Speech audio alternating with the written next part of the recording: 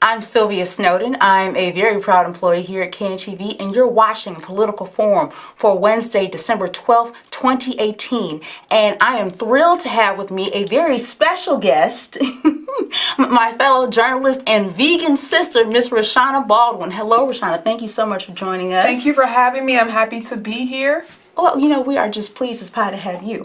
And the reason we are pleased as pie to have her is because we're talking about a very special topic. We're going to be talking voter education. Now, before we get started with that conversation, I just want to remind you of a couple of things. The first thing is there are a couple of different ways to watch this show. You can, of course, check us out on KNTV Channel 21, or you can check us out from our website. So if the conversation gets good to you, you need to get up and leave the room, no worries. You can just keep the conversation going with your tablet or smartphone because we are online. Isn't that cool? Absolutely. I love it to be online. Yes. And so the other thing I'd like to let everyone know is that, of course, Rashanah and I are going to be talking to one another, but we don't just want it to be the two of us the entire evening. So if you have questions about what it is your city representatives do, please don't be shy. The number is right there for you at the bottom of the screen. That is 312-738-1060. Again, 312-738-1060. So now that I have gotten through that, you ready to get started? I'm ready. Okay.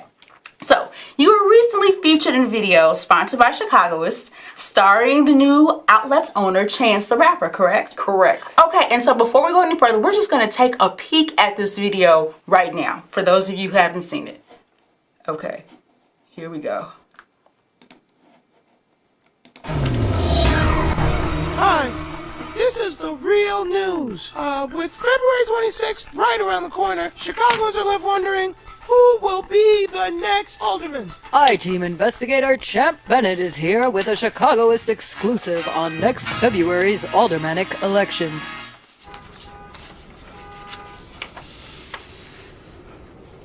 Greetings, faithful viewers. I'm Champ Bennett with yet another Chicagoist TV exclusive.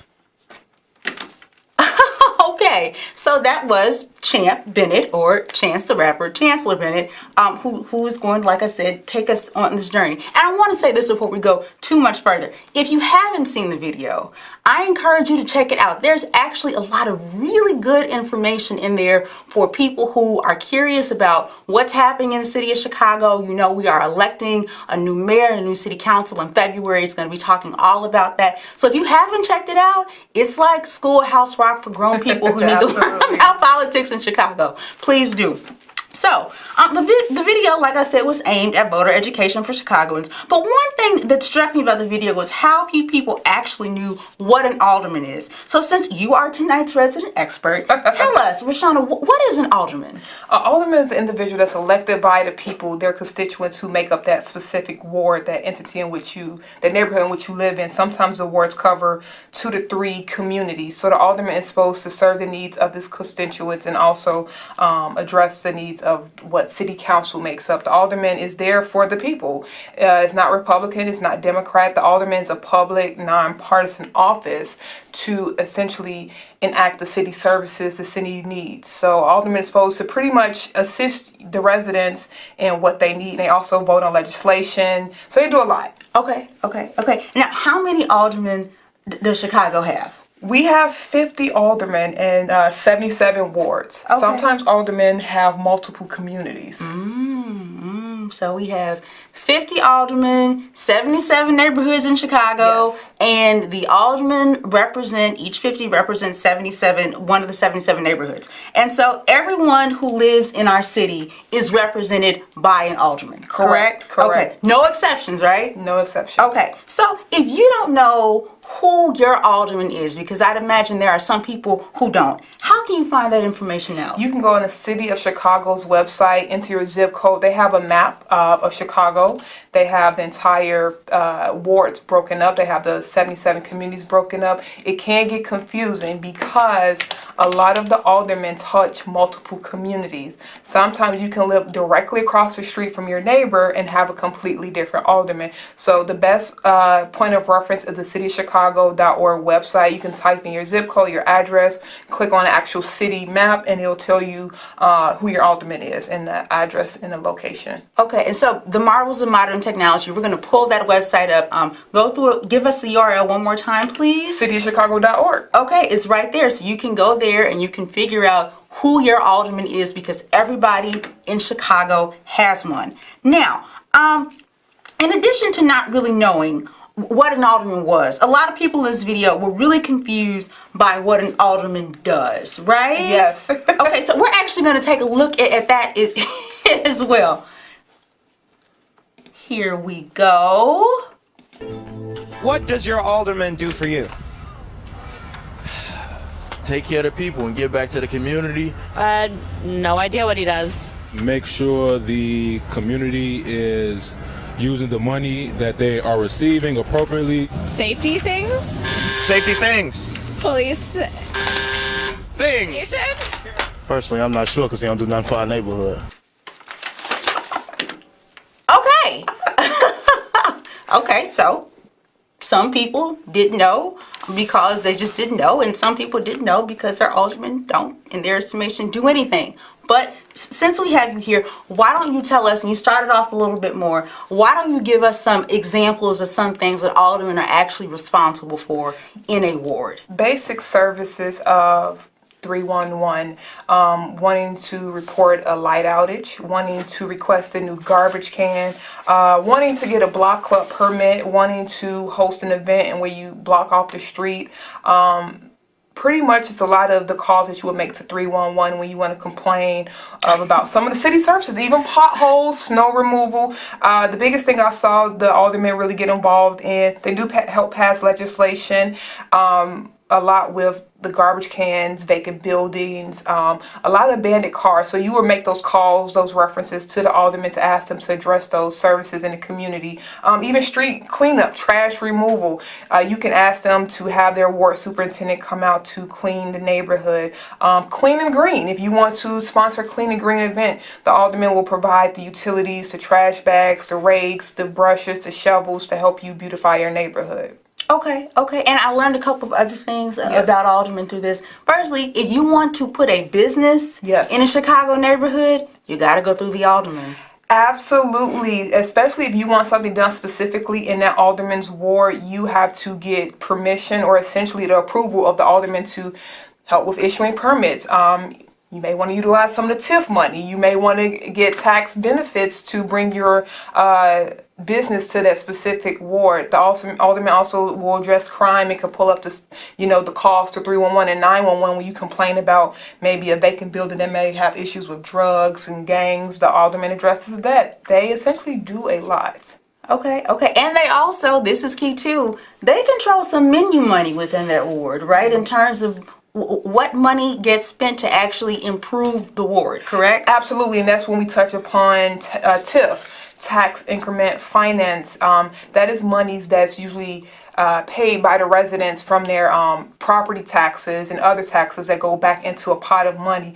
The alderman has a control or input on how that money can be divvied up. They also have their own set of money. I think it's about $1 million that they have for the specific ward where they can spend on improvements, events, whatever you pretty much ask for, but they have to share it. Again, remember that a lot of the aldermen have about 3 to sometimes even 4 communities that they touch.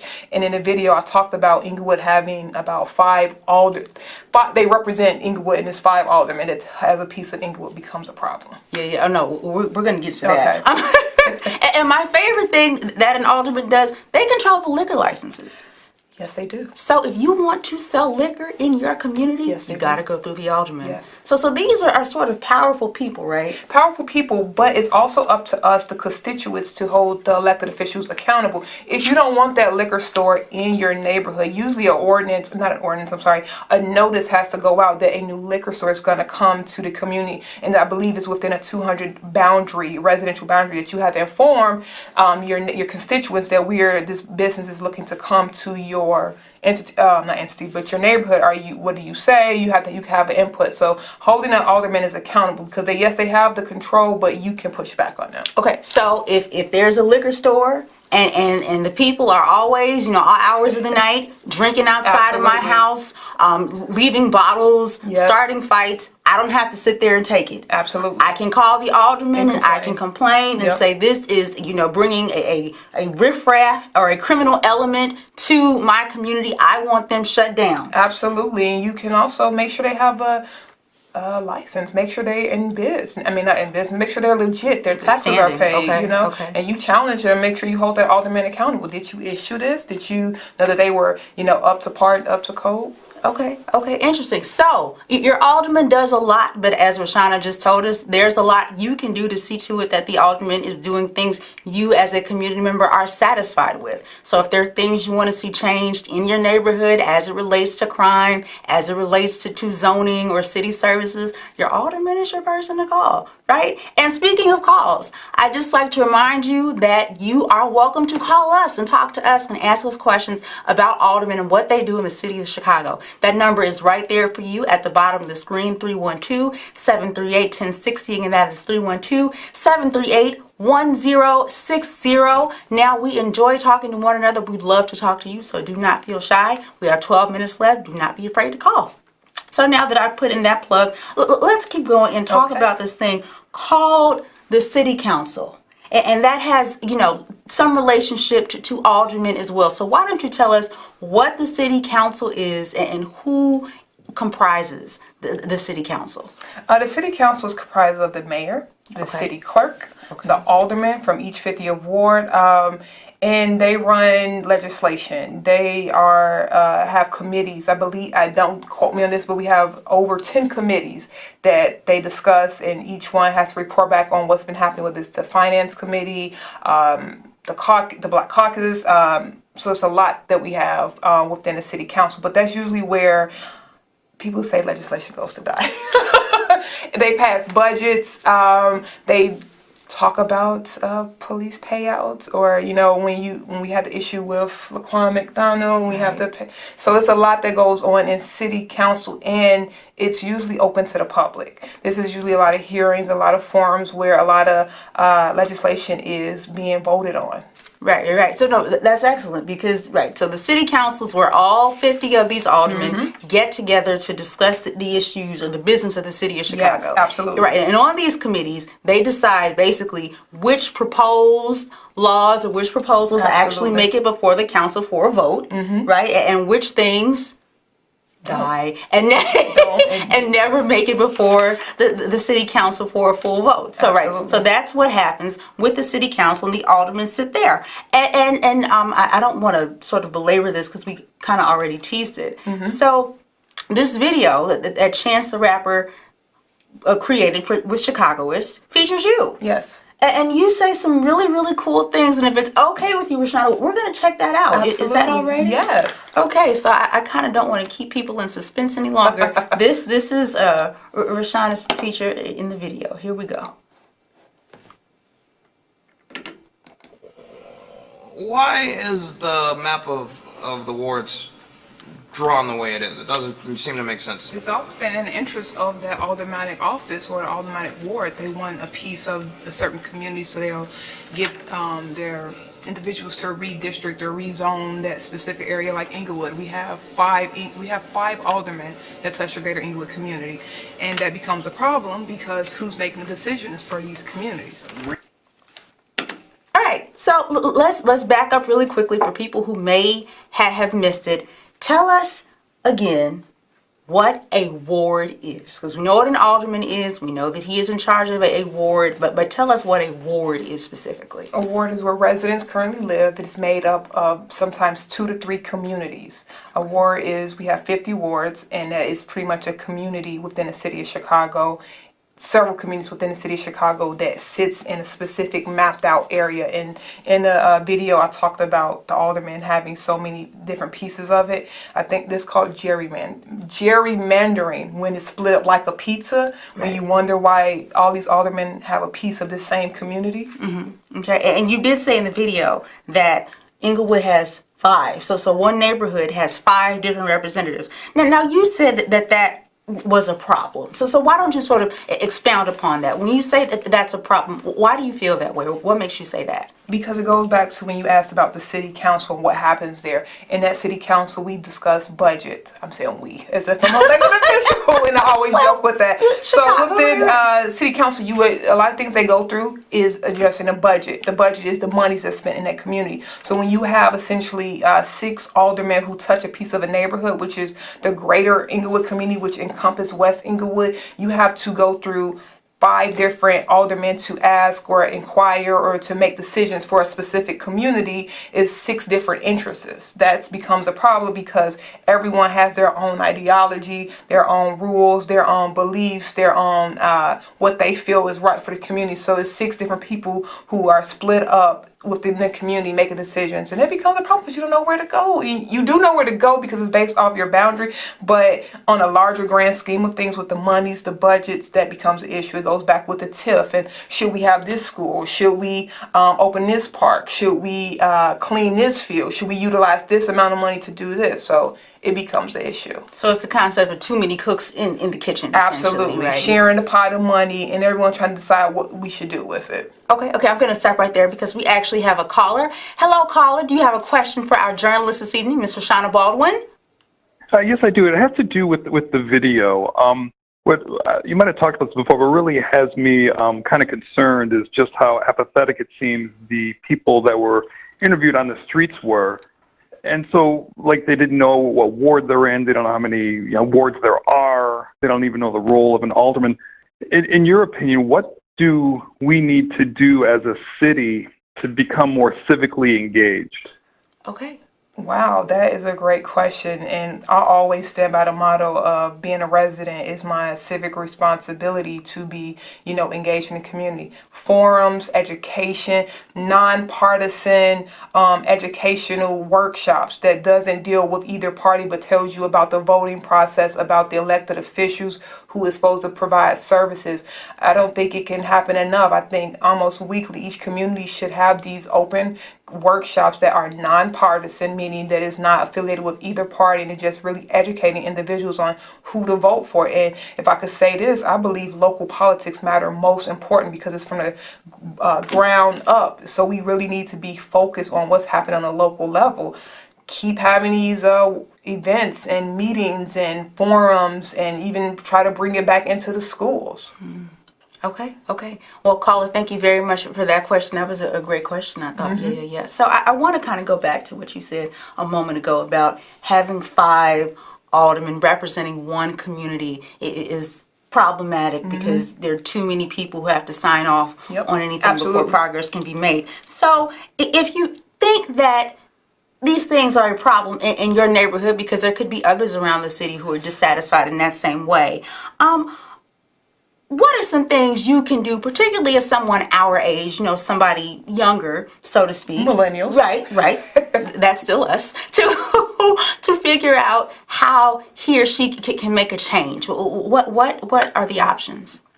To make a change, I would suggest either joining the young Republicans, the young Democrats, going to more of the aldermanic public meetings, community meetings, really getting engaged with your elected officials.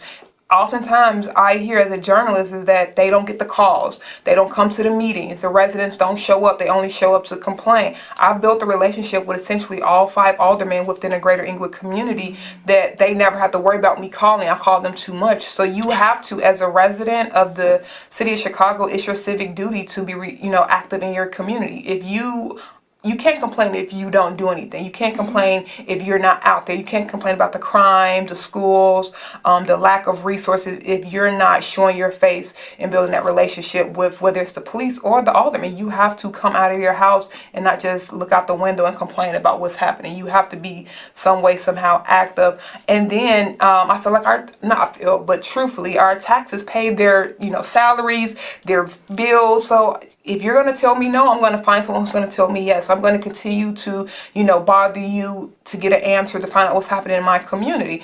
And again, it works. You have to continue to show up and build that relationship. They're human, we're human, but you have to build that relationship and that trust with them and continue to show up, not just when you need something, not just when you want to complain, but just want to be actively engaged. So you have a voice, and if you don't exercise that voice, then it will die in city council. I'm joking. Okay, well, I want to ask this because we are winding down on time here. Let's say that, we're young people who believe that we could hold office and we could do as good of a job or better of a job than the people who are in there currently. Do you think, in your opinion, is it easy for a young person who's not politically connected to just sort of jump in? Because, as you said, politics is participatory. In your estimation, could I just jump in if I wanted, or is it... I wouldn't advise just jumping in, and we're seeing that a lot in these current elections across the nation, but specifically here in Chicago. Be informed, have a mission, have a plan, Don't just jump in because you think it's trending right now or it's in vogue. Really have a plan and something that you really want to accomplish and why you believe that your constituents will vote for you. Don't do it as a game because you're responsible for people's lives. You're responsible for people's quality of life. So I believe, yes, young people can make a difference as long as they educate themselves. Become politically astute. Become a political. You have to really study this and really get involved. You have to raise money. So I caution anyone who just want to jump in thinking that can make a difference. Politics is like a game, but you have to have the skin in the game. You have to have that strength, that courage, and you have to really be smart and know what you're doing and be ruthless enough to get it accomplished and not make a fool of yourself. Ooh, ruthless. Okay. Ruthless enough to get the work done because people get ate up. As we see now, people are complaining about getting challenged. That's politics 101, to knock your opponent down, and then they X you off. The next thing is how much money did you raise? Can you continue to have these expensive fundraisers? Can you continue to garner the support of the people? So before you just jump in, be educated, have a plan, have a party, have that team that's going to push you forward and you can count on and support you. Okay, so we have about a minute left. So the last word, Rashanah, goes to you. Anything you want the people to know about what an alderman does or anything about an alderman just in general? The alderman are here to serve the people. Make sure that you are engaged with your elected official. Make sure you're holding them accountable by coming out, showing up, calling our office. In these coming elections, vote for your interests. Don't be loyal to any. Do not have a blind loyalty to any political party. Vote within your interests. And that's all I'd say. Keep coming out, keep showing up, and use your voice. People think voting doesn't matter, but you can't complain when you did not exercise your right to vote. Okay. So with that, I'm going to wrap there.